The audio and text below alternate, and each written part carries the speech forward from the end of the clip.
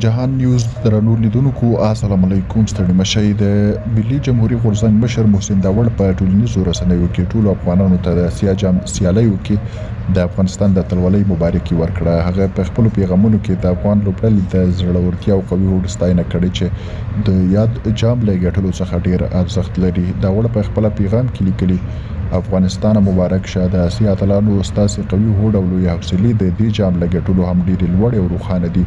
تاسو اتلان یاست. محسن داوړ د افغان لوبډلې بریا د ټولو افغانانو لپاره د ویاړ او خوشحالۍ سرچینه وبلله او زیاته کړه چې دغه بریا نه یوازې په ورزشي ډګر کې بلکې د افغان ولس لپاره هم د یووالي او مثبت بدلون پیغام رسوي.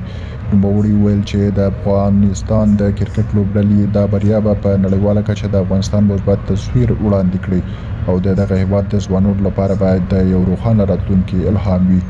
په دې اړه د افغانستان د کرکټ بورډ یو شمېر چارواکو هم د داوړ د مبارکۍ پیغام ته مثبت ځواب ویلی دی. ویلي دي چې دا ډول ملاتړ د لوبغاړو روحیه نوره هم لوړوي.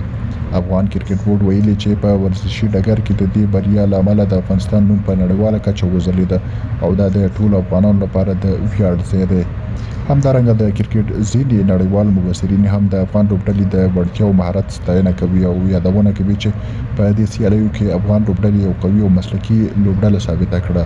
د دوی په وینا افغان لوبډله نه یوازې د ټیم روحیه څرګنده کړه بلکې په مهارت او تمرکز سره دا مهمه سیالي وګټله. د افغان کرکټ مینوال د هیواد په بیلابیلو ښارونو کې په لارو کوڅو کې راوتلي او د خپلو لوبغاړو د تاریخي بریا لمانځي. دا جشنونه او خوشحالۍ ښایي چې افغانانو لپاره دا بریا یوازې د یوې سیالۍ ګټل نه بلکې یو لوی ملي ویاړ دی چې د هیواد د هر وګړي په زړونو کې ځای لري.